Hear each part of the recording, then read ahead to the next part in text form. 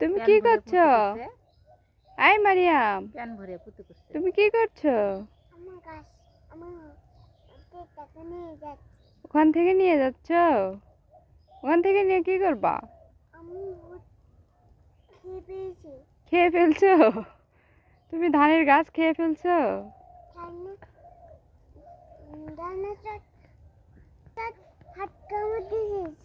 Dinosaur dinosaur ঘাস কামড় দিয়ে খেয়ে নিছে। তুমি ধানের গাছ খাও? কামড় দিবে? চলো চলো চলো, শিয়াল কামড় দিবে, চলো।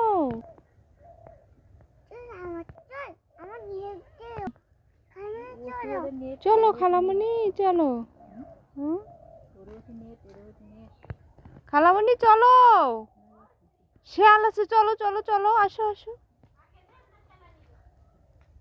মাকে সকালবেলা ঘুম থেকে উঠে সবাই মিলে বাড়ির সামনটায় দাঁড়াইছিলাম।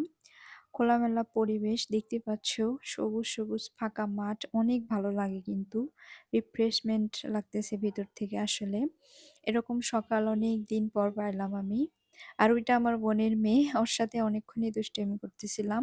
আমি, আমার শাশুড়ি, আমার বোন, ওর বাচ্চারা সবাই মিলে বের হয়েছি বাইরে। সকাল সকাল আশপাশটা হাঁটতেছিলাম, কুয়াশা পড়তেছে আর এরকম খোলামেলা হালকা শীত ছিল তখন। আম্মু তো ওইদিকে রান্নাবান্নায় ব্যস্ত। আশেপাশে এরকম কত ধরনের ফুল গাছ যে দেখতে পাওয়া যায়, হলুদ, সাদা, গোলাপি, অনেক রকমের ফুল ফুটে থাকে। আসলে এই ফুলগুলো নাম জানি না, তবে দেখতে কিন্তু মাশাআল্লাহ আশেপাশে এরকম অনেক ফুল ফুটে থাকে। আসসালামু আলাইকুম। I love you. I love you. কুটুনি কুটুনি কুটুনি। আমি আসলে ওর সাথে বেশি দুষ্টুমি করতাম আমরা যখন একসাথে ছিলাম। ও আমাকে মানি বলে ডাকতো। আমার আম্মুকে বলতো, "নানি আপু, মানি একটু বেশি দুষ্ট। ওকে লাঠিপিটা করো তো।" মানে এরকম আরকি সবসময় দুষ্টুমি করতাম দেখে আমাকে বেশি সহ্যই করতে পারতো না। তো আসলে ভিডিও এডিট করতে বসে অনেক বেশি মিস করতেছি মা তোমাদের। আবার যে কবে দেখা হবে জানি না।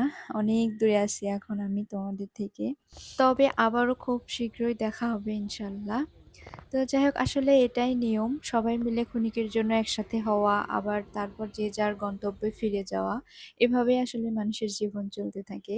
যদিও ওই সময়গুলোকে আমি খুব বেশি মিস করছি, তবে কিছু করার নেই, আসতে তো হবেই।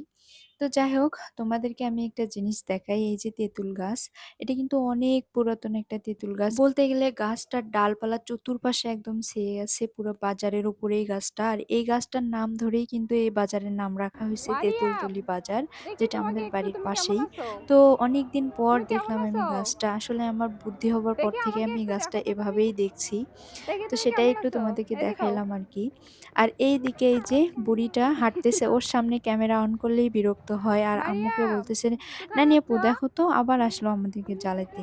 আসলে ও কোথায় যাচ্ছ? স্পষ্টভাবে কথা বলতে পারে না, এই জন্য আরো বেশি ভালো লাগে। আমিও খুব বেশি জ্বালাই। কথাগুলো শুনতে এত বেশি ভালো লাগে, কি কি যেন বলে যে একটুও বুঝি না, কিন্তু খুব মজা পাই। এজন্য কারণে অকারণে আসলে ওকে আমি জ্বালাই। তো আসলে বৃষ্টি পড়ার কারণে রাস্তার অবস্থা একদম খারাপ, তার জন্য আমরা কোনো গাড়ি পাচ্ছি না। হেঁটে হেঁটে অনেকটা পথ আসলাম, সামনে হয়তো বা গাড়ি আছে। একদম রাস্তায় কাদা হয়ে গেছে, এজন্য কোনো গাড়ি যাচ্ছে না আসলে। আর এই যে রাস্তার সাথে এরকম একটা নদী, নদীটা পার হয়ে আসলে যেতে হবে। আমরা যাচ্ছি মূলত মার্কেটে। আমার শাশুড়ি আসছে যেহেতু প্রথমবার, তো ওনার জন্য কিছু কেনাকাটা করতে হবে। তো আব্বু বলতেছে, যাও সবাই মিলে যে হচ্ছে ঘুরেও আসো, কেনাকাটাও করে নিয়ে আসো। আসলে সবাই মিলে যাচ্ছি দেখে এই অবস্থা। হয়তোবা ২-১ জন হইলে বাইকে যেতে পারতাম। তো তার জন্য হচ্ছে এই কষ্টটা করতে হচ্ছে। তো এই যে যাক, শেষমেশ একটা গাড়ি পেলাম। আর এইদিকে ওই বুড়ি তো ঘুমায়ে গেছে একদম চুপচাপ, নিস্তব্ধ একদম পরিবেশ এখন। এতক্ষণ তো অনেক কথা বলছিল আর আমিও চুপ। ওরা হচ্ছে নানি আর নাতি মিলে, মানে আমার মা আর ওর নানি। ২ জনে মিলে আমারে ধরছে। সবাই মিলে অনেকক্ষণ ধরে দুষ্টুমি মজা করতেছি আর যাচ্ছি আমরা। আম্মু তো একটু পর, পর আমার সাথে রাগও হচ্ছে যে, "ওর পিছনে এত লাগতেছিস কেন?"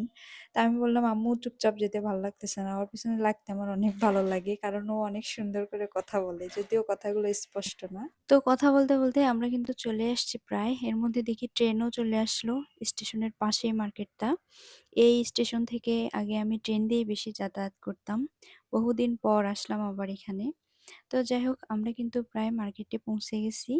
আ সেই অনেকক্ষণ থেকে আসতেছি আসলে একটু দূরেই। তো যেহেতু আবার রাস্তার অবস্থাও ভালো ছিল না এজন্য একটু বেশি সময় লাগলো। তো আস্তে, আস্তে এপাশে আবার দেখি হঠাৎ করে এই বাচ্চাটা অনেক কান্নাকাটি করতেছে, হারায় গেছে মার্কেটের মধ্যে। ওর মা-বাবাকে খুঁজে পাচ্ছে না। অনেক বেশি খারাপ লাগলো। জানি না কার মায়ের সন্তান। তো আমরা তারপর চলে আসলাম আসলে এই মার্কেটটাতে। এখানে আমার শাশুড়ির জন্য শাড়ি দেখা হচ্ছে। আমি জিজ্ঞেস করছিলাম যে, "আম্মু কি নিবেন শাড়ি না থ্রি পিস?" তো আমাকে বলল যে, "যেটা ভালো হয় তুমি একটা নাও পছন্দ করে।" তো ভাবলাম যে হচ্ছে শাড়ি নিই একটা। মাঝে, মাঝে আমিও পড়তে পারবো, তাই না? তো যাই হোক আমাদের কিন্তু শাড়ি দেখা শেষ। শাড়ি নিয়েও নিছি। আর সাথে ম্যাচিং করে ব্লাউজ আর পেটিকোট নিয়ে নিচ্ছি। তো একটা মজার বিষয় বলি সেটা হচ্ছে এই শাড়ি কিনতে এসে আমাদের ২ বোনেরও ২ টা শাড়ি পছন্দ হয়ে যায়। তারপর আব্বুকে বলছিলাম, পরে আমাদেরকেও ২ টা শাড়ি নিয়ে দিল। আব্বুর ডাবল, ডাবল খরচ। তো ওই সময় শাড়ির ভিডিও করি নাই। এই শাড়িটাই নিছিলাম। আম্মুর অনেক পছন্দ হইছে। আমারও কালারটা অনেক বেশি পছন্দ হইছে। ২ টাই হইলো আমার। আমি আমারটাও পড়তে পারবো, আমার শাশুড়িরটাও পড়তে পারবো। উনি তো বলতেছে যে, "তুমিই পড়িও, সমস্যা নাই। আমি আর কয়দিন পড়বো।" তো যাই হোক আমার কিন্তু ২ টাই হইলো। আর আমার বোনের একটা হইলো। এগুলো নিয়ে আমি ওরে খেপাইতেছিলাম। তো যাই হোক তারপর আমাদের কেনাকাটা শেষ করে চলে আসলাম একটু হালকা পাতলা নাস্তা করতে। গরম, গরম পরোটার সাথে মিষ্টি শিরা দিয়ে খাচ্ছিলাম। বেশ মজা লাগতেছিল। তো তারপর আমরা কিন্তু চলে আসলাম কসমেটিক্স এর দোকানে। আ ২ বোন মিলে আসছি একসাথে এসব পাকনামি একটু না করলে তো হয়ই না। কসমেটিক্স নিলাম টুকটাক আর ওর মেয়ের জন্য কিছু খেলনা নিবে। তো ওরা আবার আরেক পাশে গেল আম্মু আর ও। যেয়ে হচ্ছে ওখানে কি যেন করতে গেছে ভুলে গেছি। আর আমি ওর মেয়েকে সামলাচ্ছি। বলল যে, "আপু ওরে দেখে রাখ আমি আসি।" তো ওরে তো নানান বাহানা করে আমি এখানে আটকাইতেছিলাম। আর ওই পাশে আমার গুড্ডুমকে তো আমার দাদি নিয়ে রাখছে। আসলে সবার কোলেই একটা করে বাচ্চা ছিল। তো আর এই দোকানটাতে অনেক সুন্দর, সুন্দর শোপিস, কসমেটিক্স সবকিছুই আমার এত বেশি ভালো লাগছে।